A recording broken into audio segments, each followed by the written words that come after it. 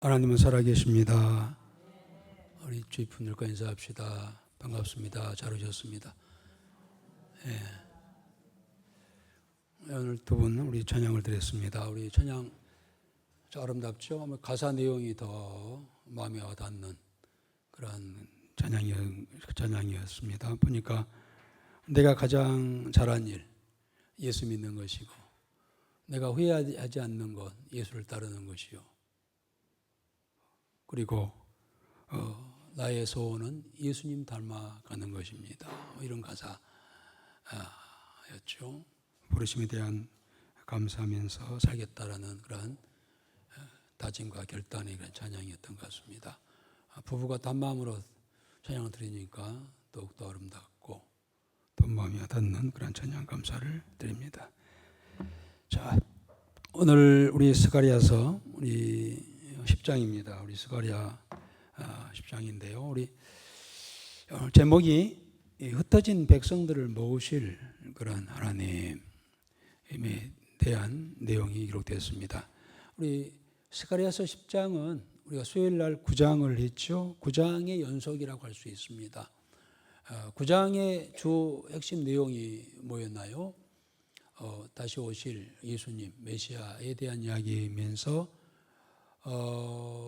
미가 선지자가 예수님의 오심에 대해서 예언할 때 아주 구체적인 이야기를 했죠. 그 중에 하나가 그것이 바로 베들레헴에서 태어나실 것이다 라는 예언을 해서 미가서 5장 2절은 늘 우리가 인용되는 그런 말씀이고, 그 다음에 스가랴가 예언했던 내용 중에 아주 구체적인 그런 내용이 하나 있습니다. 메시아 예수께서 오실 때, 메시아 오실 때에 예루살렘 성에 입성하실 때에 타고 오실 뭡니까? 운행 수단, 운행 수단을 말했죠. 그게 뭡니까? 나귀 새끼. 오늘 본문에 9장에 수요일 날 했던 9장 9절에 스가랴는 예수님께서 입성 오실 때에 벤츠 타고 오신 것이 아니라 BMW 타고 오신 것이 아니라 나귀 새끼 타고 오실 것을 예언했어요. 그게 이제 스가랴서 9장 9절이죠. 그런데 이제 마태복음에 보면 예수님께서 이 스가랴 예언대로 나귀 새끼를 타고 예루살렘 성에 입성을 하시지요. 만왕의 왕께서 나귀 새끼를 타고 입성하시죠.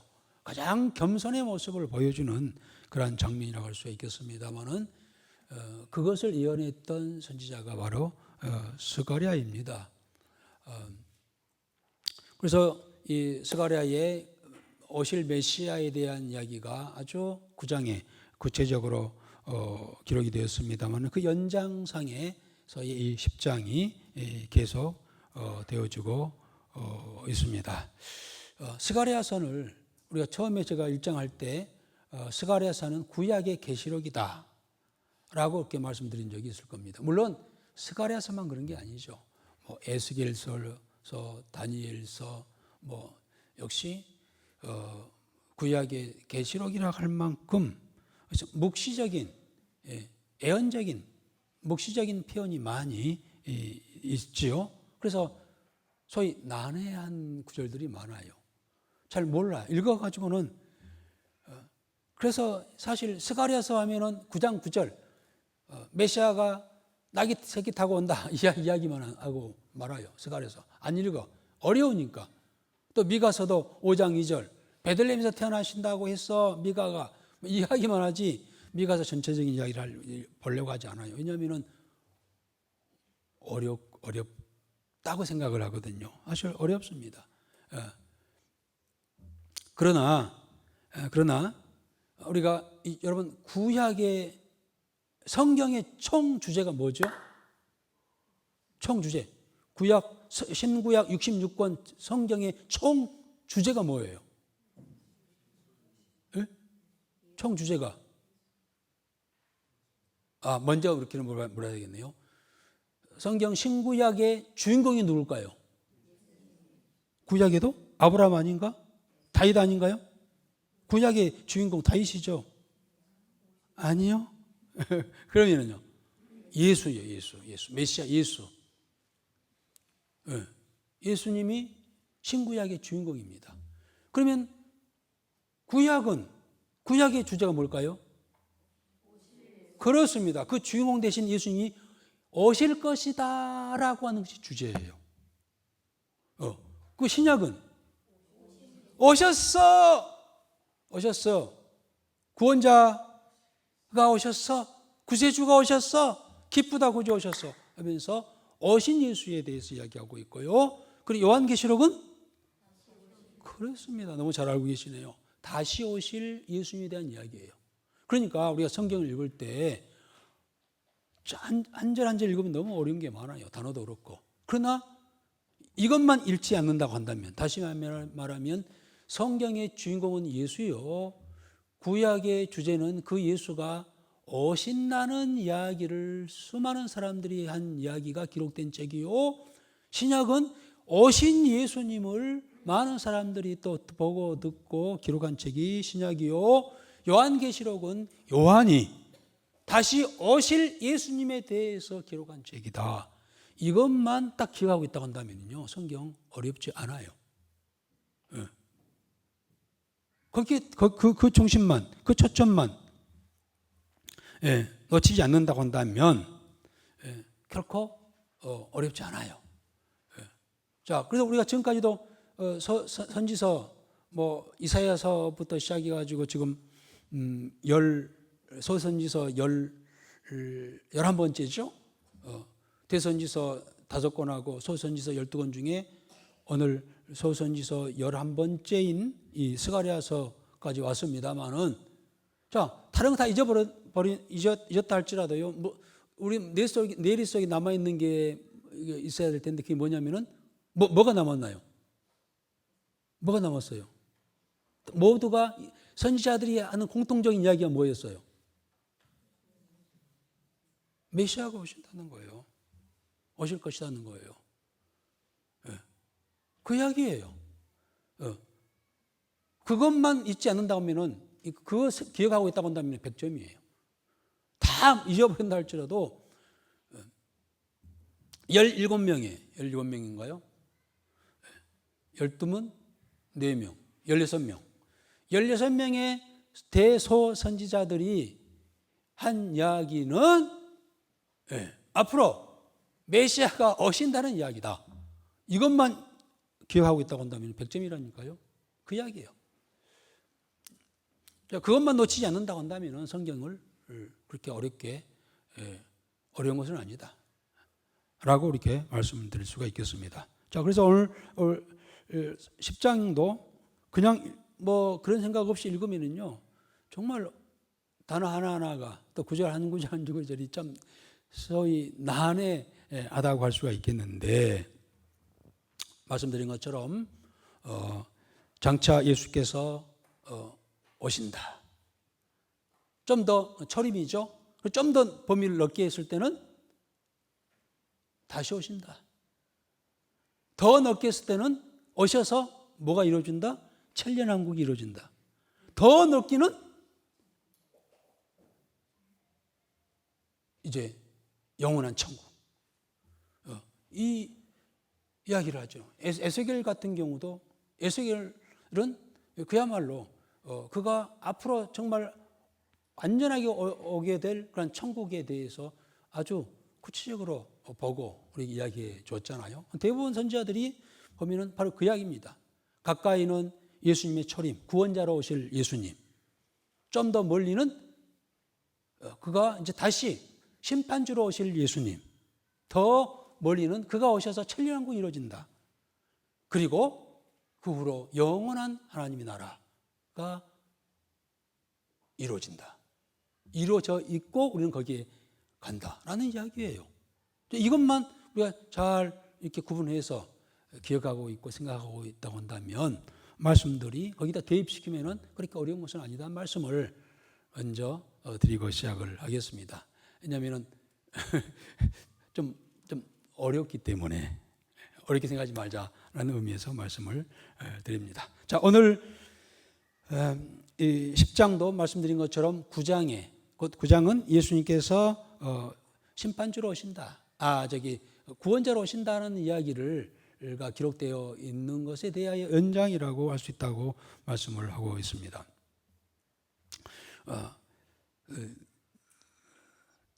그가 오실 때 이제 오시는 과정 속에서 지금 오시기 직전이잖아요. 전에 이스라엘의 그런 상황을 이야기를 하고 있어요. 지금 이스라엘은 어떤 상황입니까? 북이스라엘은 저 아수르에게 722년이 망해가지고 다 흩어져 버리고, 물론 사마리아라고 하는 도시를 중점으로 있기는 있지만은 다 혼혈화돼 버리고 다 뿔뿔이 흩어져 버리고 지금 그런 상황이잖아요. 그리고 남유다도 586년에 저 바빌론에게 망해가지고 지금 포로 생활 70년이 가까이 되고 있죠. 그러나 그 전에 이제 일부가 한 5만 명 수룹바벨을 중심으로 해서 기환해가지고 그들이 성전을 재건을 하는 그런 과정에 있지요. 자, 지금 그래서 아주 말할 수 없는 피폐된 그런 상황이에요. 이스라엘 백성들이. 그 이유가 뭐냐? 이제 오늘 본문 속에서 그 이유가 거짓된 지도자, 잘못된 지도자들에 의해서, 잘못된 거짓 선지자들에 의해서 백성들이 이렇게 되었다. 유리방황하며 그와 같이 어려움 속에 있다라는 이야기를 하시죠. 그들에 대한 일단은 예수께서 오시기 전에 그들에게 대한 심판을 오늘 스가랴는 이야기를 하고 있습니다. 그리고 이제 그 후에 그동안 흩어져 있던 또 억압 속에 있는 소위 지금 바벨론에 억압되어 있죠, 대부분이. 그리고 아수르에 망해가지고 다 흩어져 버리고 뭐 소수의 사람들이 사마리아를 중심으로 있기는 하지만은 그들을 다시 하나님께서 다 모으실 거라고 하는 것을 이야기하고 있습니다. 그래서 오늘 본장에 보면은 요셉 족속이 나오고 북이스라엘 백성들에 대한 이야기가 나오고 있어요. 물론 유다 백성들이 바빌론으로 다시 돌아온 것만이 아니라 이제는 그 요셉 족속이죠. 에브라임 족속. 그는 나머지 10지파이죠.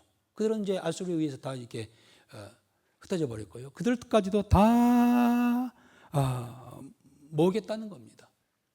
물론 이것은 문자적으로 보면은 흩어져 버린 12지파를, 이스라엘 12지파를 다시 회복하겠다는 말도 되겠지만, 그러나 뭡니까?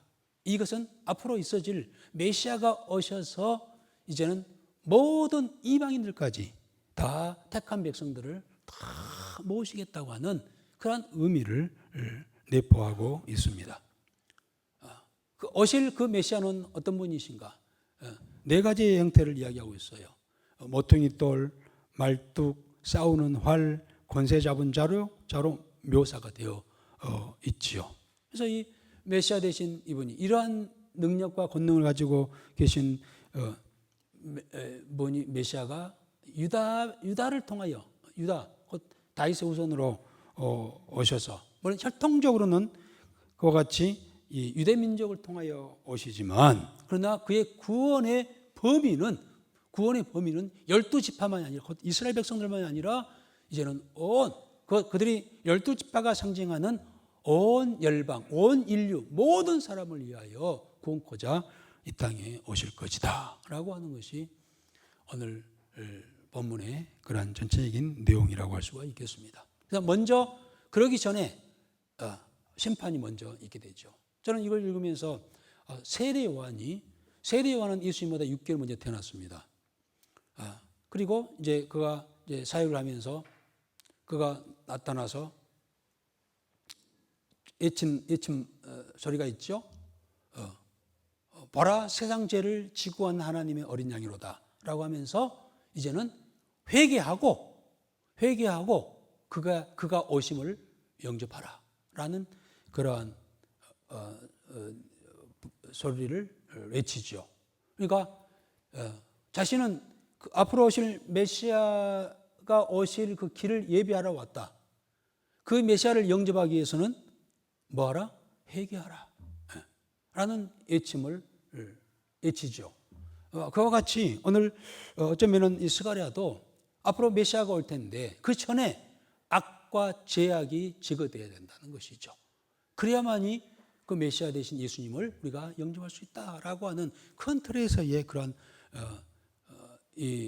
어떤 이미지를 그리는 그런 오늘 10장의 내용이라고 할 수가 있겠습니다. 자, 그러면은 먼저 우리 1절부터 5절까지는 하나님께서 먼저 이와 같이 이스라엘 백성들이 이렇게 핍절되어 있고 유리방황하게 된 이유가 뭐냐? 죄악인데 그 죄는 바로 지도자들이 잘못된 지도자들, 거짓 지도자들에 의해서 이와 같이 됐다. 그들을 먼저 심판하겠다라고 하는 말씀을 하십니다. 우리 1절, 2절 한번 읽어보겠습니다. 봄비가 올 때 여호와 곧 구름을 일게 하시는 여호와께 비를 구하라. 무리에게 소낙비를 내려서 밭의 채소를 각 사람에게 주시리라. 드라빔들은 허탄한 것을 말하며 복술자는 진실하지 않은 것을 보고 거짓 꿈을 말한즉 그 위로가 헛됨으로 백성들이 양같이 유리하며 목자가 없으므로 공고를 당하나니. 그렇습니다. 일본의 지도자들과 모든 백성들이 하나님 앞에서 은혜를 구해야 될 텐데 하나님의 은혜를 구해야 되는데 드라빔을 의지했다는 거예요. 네. 그것이 그들의 죄였다는 겁니다. 하나님을 의지하지 아니하고 드라빔이나 복술자들의 진실하지 않는 것을 듣고 보고 거기 미혹되어 가지고 이끌림 받다가 결국 이와 같이 어려운 상황에 놓이게 되었다고 하는 겁니다. 여러분, 우리가 진정한 은혜는 마치 이 땅에 생물이 살아나기 위해서는요, 비가 와야 해요. 비가 와야만이 생명이 움트고 싹이 트고 열매를 맺게 되지요. 그렇듯이 우리의 영적 생명도요, 마치 범비와 같은 그런 하나님께로부터 비는 위에서 오잖아요. 물론 자연현상이다 할지 모르지만요, 자연계를 운영하신 분이 하나님이신 줄 믿습니다. 그 하나님께서 이 자연계 이 땅에 비를 내리셔서 이 생명을 움트게 하는 것처럼, 생명이 있게 하는 것처럼 우리도 하나님께서 주시는 그 은혜를 받아야만이 우리의 영적 생명이 힘을 얻고 생명력을 얻게 된다는 거예요. 우리 영이 충만해야지 우리 삶이 행복해진다는 겁니다. 그래서 늘 이제 1절에서도 번비가 올 때 여호와께 비를 구하라. 그리하면은 수낙비를 내려 밭에 채소를 각 사람에게 주시리라. 그러니까 우리가 늘 구해야 할 것은요, 순간순간 주시는 은혜 속에서 더 큰 은혜, 그 은혜를 구했을 때 하나님께서 수낙비와 같은 그런 은혜를 주신다는 겁니다. 그래야만이 우리의 생명이 움트고 생동감이 있고 더 나아가서 우리가 우리의 남은 삶이 행복한 삶을, 복된 삶을 살아가게 될 줄 믿습니다. 그런데 문제는 이 지도자들이 뭘 구했다고요? 하나님께 그런 하나님 은혜를 구하지 아니하고 2절에 보면 드라빔들로 인하여 허탄한 것을 말하고 복술자의 진실하지 않는 것을 보고 그 쫓아갔다는 겁니다. 드라빔이 뭡니까? 그 당시에 근동에 있는 사람들은요, 가정마다 다 이 드라빔을 하나 가지고 있었어요. 이거 또 하나 봐보세요. 이겁니다. 드라빔이. 이것은 그 가정의 수호신이에요. 수호신을 늘 소지하면서 가정에 이렇게 놓고 이 드라빔 우상에게 구하고 찾고 있다는 겁니다. 이 드라빔 하면은 창세기 31장에 보면은 누가 나옵니까? 라헬이 야곱에게 시집 오면서 이제 이 드라빔을 몰래 숨겨왔어요. 그래서 그 아버지 라반이, 야, 우리 드라빔이 우리 우상 신이 없어졌어. 라헬이 가져갔지 않았어? 하고 막 추궁합니다. 그때 라헬은 수침이 뚝 떼고, 아닌데요, 안 가져갔는데요 하면서 몰래 숨기잖아요. 치마 속에 숨기잖아요. 안장 속에다가. 그래가지고는 가지고 왔어요. 그 정도로 이 근동의 이 사람들은 이 가정마다 수호신을 이렇게 가지고 의지하고 믿었다고 하는 거예요. 그리고 이 복술자는 이 점치는 자들이죠. 점을 치면서 인간의 미래를 예견해 주는. 요즘에 뭐 카드 가지고 막 점쳐주고 뭐 주사위 던져가지고 막 하고 이런 일들이 많이 있잖아요. 이런 것을 하면서 하나님을 의지 안 했다는 거예요. 하나님, 우리의 인간의 생사화복과 진정한 행복은 하나님께로부터 온다는 건 사실을 알고 우리가 하나님께 구하고 우리가 하나님께 구하면은 소낙비와 같은 그 은혜를 주셔서 그 은혜로 살아가야 되는데 마치 드라윈을 섬기는 것처럼 복술자를 따르는 것처럼 다른 어느 곳에 뭔가 나의 행복이 있으라 생각하고 따르는 그들이 오늘날 우리 기독교인들 중에서 얼마나 많습니까? 교회 나와서 믿음 생활을 한다고 하지만은 각자가 이 드라윈을 가지고 있어. 또 길은 이 복술자에게 세상의 길을 열어두면서 또 다른 어떤 행복을 찾아서 나서는 그런 모습을 봅니다. 그러나 결국 근본적인 은혜와 축복은 마치 단비를 내리듯이 단비가 내려서 생명이 움트듯이 이로부터 주시는 하나님의 은혜로 말미암아 우리 성도들은 우리 인생들은 그 은혜로 살아가고 진정한 행복이 그 안에 있게 되는 줄 믿습니다. 그런데 지도자들은 그렇지 아니하고 하나님께 구하지 아니하고 같이 드라빔이나 복술자를 믿다가 결국은 망하게 되는 그러한 결과가 되었다는 겁니다. 그래서 먼저 그들을 내가 벌하리라 라고 말씀합니다. 우리 3절에 한번 읽어봅시다. 내가 목자들에게 노를 바라며 내가 순염소들을 벌하리라. 만군의 여호와가 그 무리 곧 유다 족속을 돌보아 그들을 전쟁에 준마 갖게 하리니. 그렇습니다. 그들을 갖다 스가랴는 순염소로 표현을 하고 있습니다. 염소는요 거짓 지도자를 이야기하고 있어요. 그 중에 거기에서 순염소라고 했으니 순염소는요 그야말로 이스라엘을 학대하는 이 이스라엘의 정치인들 또 관리들을 이야기하고 있습니다. 특별히 우리 에레미야와 에스겔서 34장에 보면은 그 이야기를 합니다. 지도자들에 대해서 많이 그들의 제약들을 지적해 왔잖아요. 그런데 그들은 마치 백성들을 갖다가 천대하고 그들을 마치 낙이나 소처럼 때려서 몰듯이 그렇게 착취하면서 그렇게 괴롭혔다는 겁니다. 그 이야기가 에레미야서 또 에스겔서에 수없이 많이 나오고 있잖아요. 그들을 스가랴는 순염소로 그렇게 비유를 하고 있습니다. 그러나 오실 메시아께서는 그들을 벌하고 오히려 만군의 여호와가 그 무리 곧 유다 족속들을 돌보아 그들을 전쟁에 준마로와 같게 하리라. 다시 이제 이 부분에서 오실 메시아에 대한 예언을 하고 있습니다.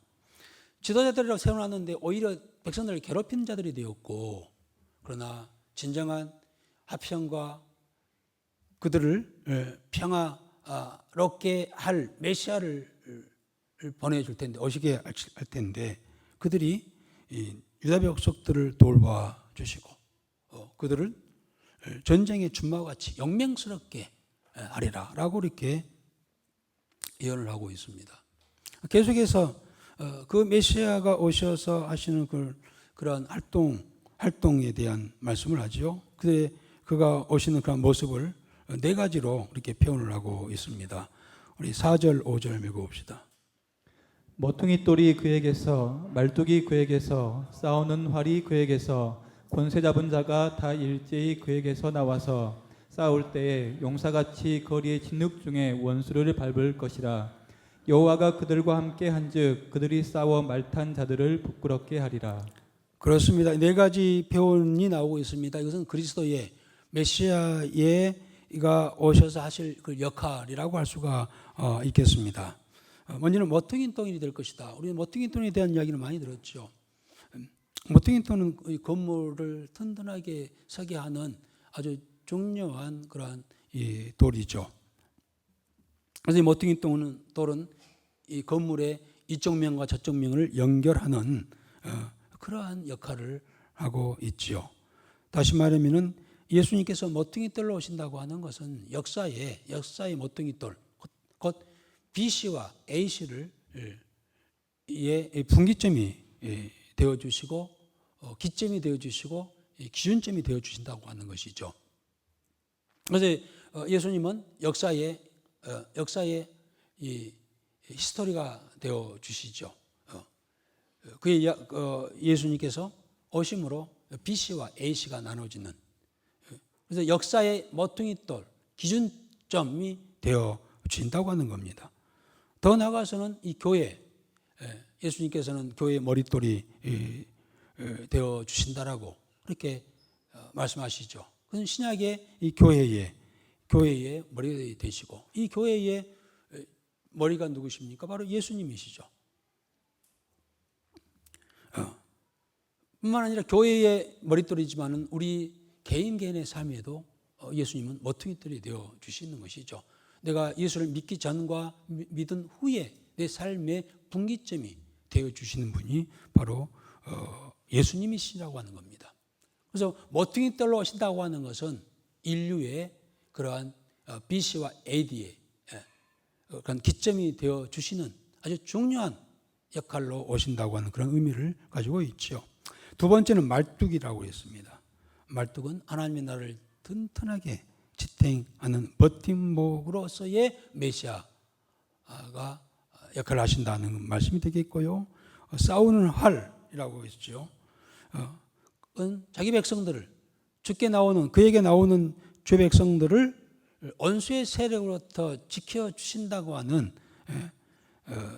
지켜주실 뿐만 아니라 심판하시는 메시아로 그렇게 표현을 하고 있습니다.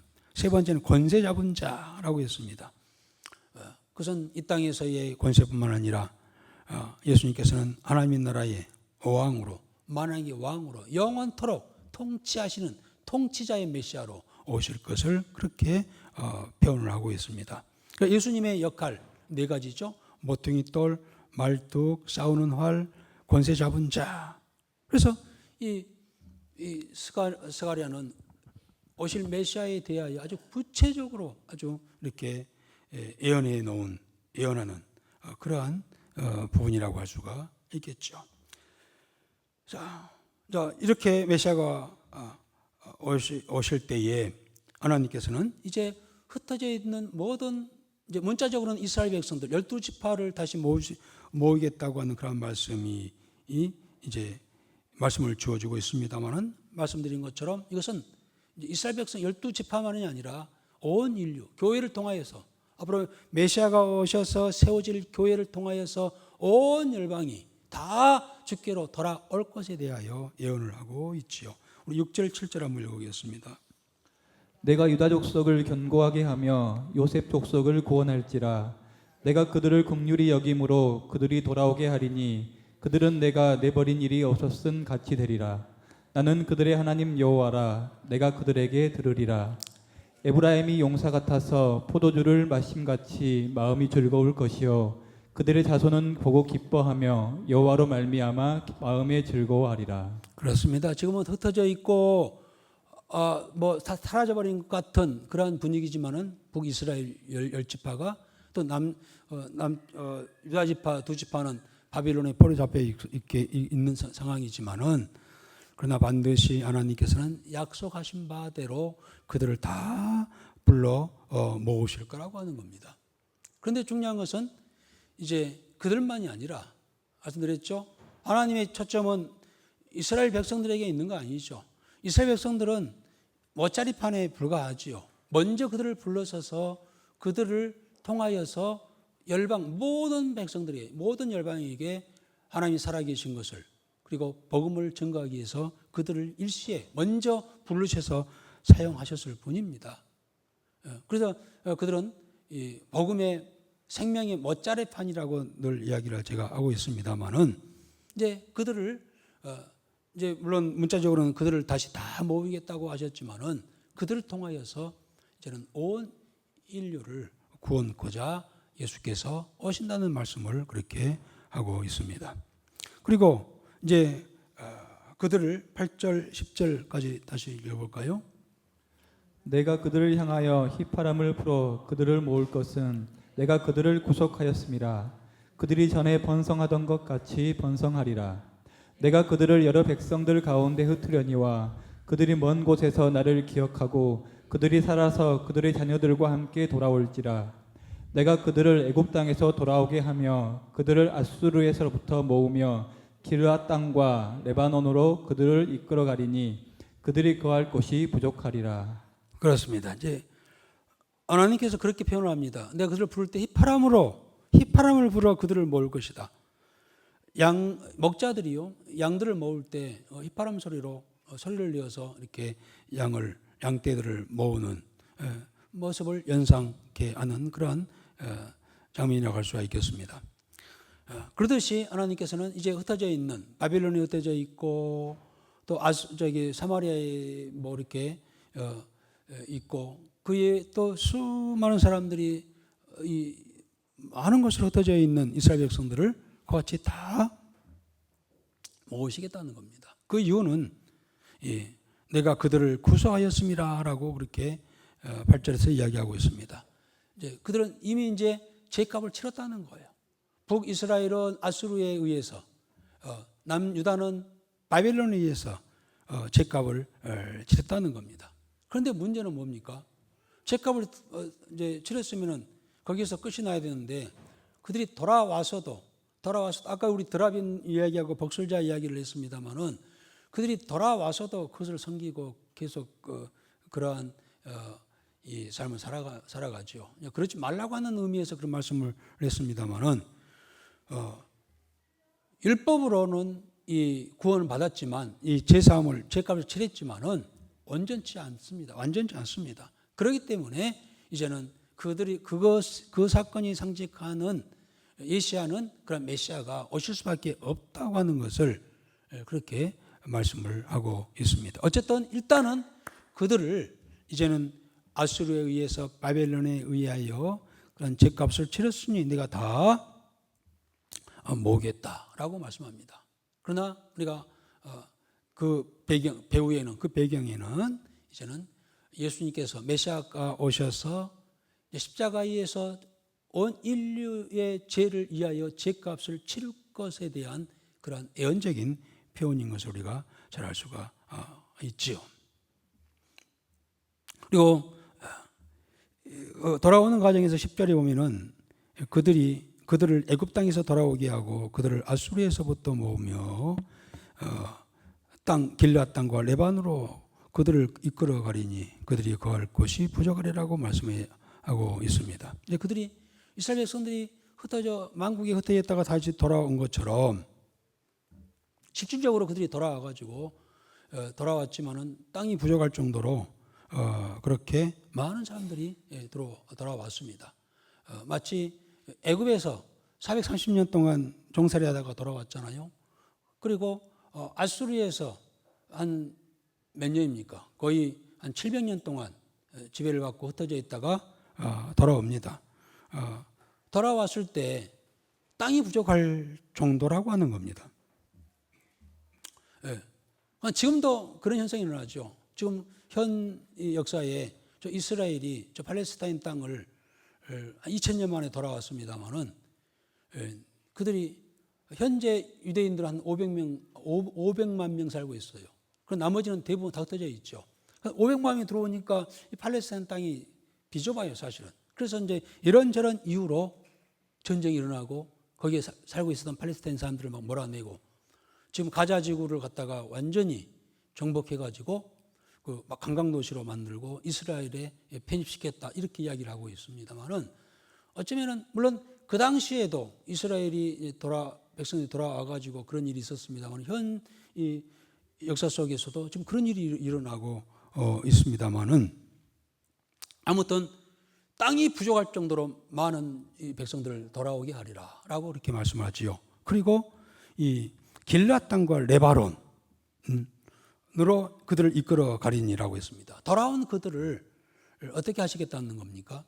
북이스라엘이 있을 때요, 가장 기름진 땅, 좋은 땅이 바로 이 길앗 땅과 레바논 땅이었습니다. 그러듯이 그들이 돌아올 때는 이제는 그 풍요롭게 이 길앗에서 살 때 그 풍요로움을 느꼈던 것처럼 풍요로움을 주시겠다고 하는 그런 약속이 거기에 포함이 되어 있지요. 사실 그렇습니다. 복음이 들어가서 예수를 믿게 되는 개인이나 국가는 반드시 풍요로움을 얻게 됩니다. 복음이 들어가서 국가가 기독교 국가가 되고 또 개인이 예수를 믿게 되면요, 가장 먼저 찾아온 것이 풍요입니다. 풍요가 영적 풍요도 있지만 이 땅에서의 풍요를 허락하시죠. 대부분 이 세계가 크게 두 개로 나눠졌잖아요. 동서로 나눠져 있습니다. 대부분 동쪽은 대부분 아직 복음화되지 않는 우상을 섬겼던 그러한 지역이고요. 서쪽 서양은 대부분 기독교 국가들입니다. 이 동서양의 큰 차이가 뭡니까? 이 땅에서의 그 풍요의 관계가 있어요. 서양은 물질의 풍요로움을 가지고 살아가고 있고, 동양 쪽은 뭐 우리가 알고 있듯이 뭐 동남아나 이런 데 가면 굉장히 어렵잖아요. 경제적인 물질적인 어려움이 있습니다. 물론 나라별로 다를 수 있겠습니다만 크게 나눌 수도 그렇습니다. 그 이유는 바로 이겁니다. 돌아오게 되면은 길앗과 레바논에서 누렸던 그 풍요를 주시겠다는 거예요. 그 약속입니다. 그래서 개인이 예수님을 영접하고 제대로 예수를 잘 믿으면요, 반드시 주시는 것이 풍요로움인 줄 믿습니다. 아멘. 네. 그리고 기독교 국가가 되면은요, 반드시 그 국가를 발전시키고 번성시킵니다. 우리나라도 마찬가지죠. 우리 기독교가 들어와서 100년 만에 100년도 못된 상황에서 세계 경제 12위가 된 것은 정치인들이 잘했어요. 지금 정치인들이 하는 것을 봐보세요. 저들이 잘해가지고 이 나라가 이렇게 부강했을까요? 그렇지 않아요. 기독교인들이 기독교 2000년 역사 속에 가장 짧은 기간에 가장 많은 인구가 예수를 믿는 국가가 바로 우리 대한민국이잖아요. 어쨌든 이 약속 중에 하나가 돌아오게 할 것이고, 돌아오면 내가 길앗에서 누렸던 그 풍요를 주시겠다라고 약속을 하고 있습니다. 여러분, 이 믿음을 가지십시다. 그리고 예수 잘 믿으십시다. 잘 믿게 되면 반드시 그 약속을 우리가 받아 누릴 수가 있다는 겁니다. 또 있어야 됩니다. 그렇게 살아가야 될 줄 믿습니다. 우리 예수 믿는 사람들은 풍요롭게 살아가야 살 수 있는 자격이 있는 줄 믿습니다. 아멘. 물론 일부러 가난하게 사는 경우도 있어요. 복음을 위해서 내가 일부러 가난하게 살 수도 있어요. 그러나 기본적인 것은요, 예수 영접하고 하면은 그 개인이나 그 가정이나 그 국가를 하나님께서 번성케 하시는 것은 하나님의 약속인 것을 알 수가 있어요. 그래서 오늘부터 기도할 때요, 좀 하나님, 내가 신앙생활 잘하고 예수 잘 믿고 있는 것 같은데 내 삶이 좀 이렇게 쩌들리고 빈곤합니다 라고 생각하신 분들은요, 기도하세요. 하나님 약속하셨잖아요. 죽기로 돌아오면 하나님께 풍요로움을 주신다고 했는데 나에게도 주세요 라고 그렇게 기도의 제목 삼아 기도하시기 바랍니다. 아멘. 믿음 있는 자는 그렇게 하십시오. 믿음을 가지고. 그 약속을 하고 계십니다. 뿐만 아니라 그 과정에서, 이제 돌아오는 과정에서 어려움이 많이 있을 거라는 거예요. 그러나 반드시 하나님께서 그러한 어려움을 이제 약속하시는, 택하여 불러서 자녀 삼을 자들에 있어서는 돌아오는 과정에서 어려움은 있지만은 내가 그 장애물을 내가 제거하리라 라고 하는 약속이 11절 12절입니다. 읽어봅시다. 내가 그들이 고난의 바다를 지나갈 때에 바다 물결을 치리니 나일의 깊은 곳이 다 마르겠고 앗수르의 교만이 낮아지겠고 애굽의 규가 없어지리라. 내가 그들로 나 여호와를 의지하여 견고하게 하리니 그들이 내 이름으로 행하리라. 나 여호와의 말이니라. 한 사람이 예수 믿기 위해서 돌아와가지고 정말 건전한 신실한 신앙이 되기까지는요, 수많은 우여곡절이 있고 수많은 난관이 있고 수많은 어려움과 방해거리가 있어요. 그렇잖아요. 내가 그들이 고난의 바다를 지나갈 때에 고난의 바다가 있다, 고해의 바다가 있다는 겁니다. 지나갈 때 바다 물결을 치리니, 그래요. 우리가 정상적인 하나님의 자녀가 되는 과정 되기까지는요, 수많은 그러한 이 장애물이 있게 될 거라는 겁니다. 그러나 아수르가 애굽에 아수르에 있을 때, 애굽에 있을 때, 바벨론에 있을 때 그들이 붙잡아 있었지만은, 그러나 하나님께서는 그들을 쳐서 그들의 교만함을 꺾으시고 다시 다 보내준 것처럼, 내가 주 앞으로 돌아오는 과정에서 그런 어려움은 있겠으나 내가 낮아지게 하겠고 없어지게 하리라 라고 이렇게 약속을 하십니다. 그리고 나 여호와를 의지하고 견고하게 하리니 그들이 내 이름으로 행하리라. 나 여호와의 말이니라. 얼마나 희망과 소망이 있는 말씀입니까? 지금까지 우리가 예수 믿는 가정에서도, 예수 믿고 믿음의 생활 가정에서도 이런저런 어려움이 있지만은, 그러나 애굽이 그들을 가로막지 못했고, 그리고 앞으로 나올 때에 그 홍해 바다가 가로막고 있었지만은, 하나님께서 바람을 불어서라도 마르게 하셔서 길을 열어주시고 그 백성들을 가나안 복지 땅으로 인도하셨던 것처럼, 그런 어려움이 있다 할지라도 내가 그들을 제거하고 평탄케 하여서 죄 백성들을 온전케 하리라 라고 약속을 하십니다. 이것이 앞으로 오실 메시아가 오셔서 되어질 일들입니다. 그런데 여러분, 놀랍게도 우리는 이미 그 메시아이신 예수님께서 오셔서 그 일을 시작하셨고, 2000년이 지난 이 시대에 저와 여러분들이 그 예수를 믿고 그 은혜를 우리가 좀 누리고 있다고 하는 사실입니다.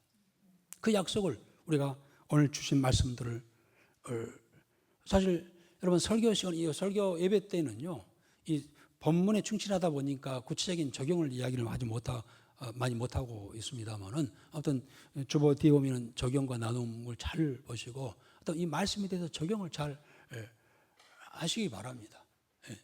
저는 예배 때 그 전체적인 성경 말씀만 집중적으로 이렇게 하는데, 적용은 여러분들이 각자가 해야 돼요. 특히 제가 참고하라고 주보에다 뒤에 이렇게 적용에 대한 이야기를 했으니까요. 그걸 좀 자세히 보면서 이런 약속들은 붙들고 기도의 제목 삼아서 이제 나갈 때 약속하신, 스가랴를 통하여서 약속하신 그 은혜와 그러한 축복이 이 시대를 살아가는 저 여러분들에게도 주시게 되는 줄 믿습니다. 이러한 은혜가 이 한 주 우리 남은 삶 속에 있어지기를 주 이름으로 축복합니다.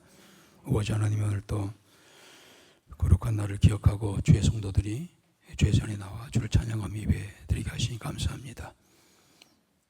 오늘도 스가랴 선지자를 통하여서 우리에게 약속하신, 메시아를 통하여서 약속하신 그 은혜와 복이 우리 남은 삶 속에 있어지기 원합니다. 이 믿음을 붙들고 나아가 주 앞에 나갈 때 약속하신 은혜를 또한 허락하여 주옵소서. 예수님의 이름으로 기도드리옵나이다. 아멘.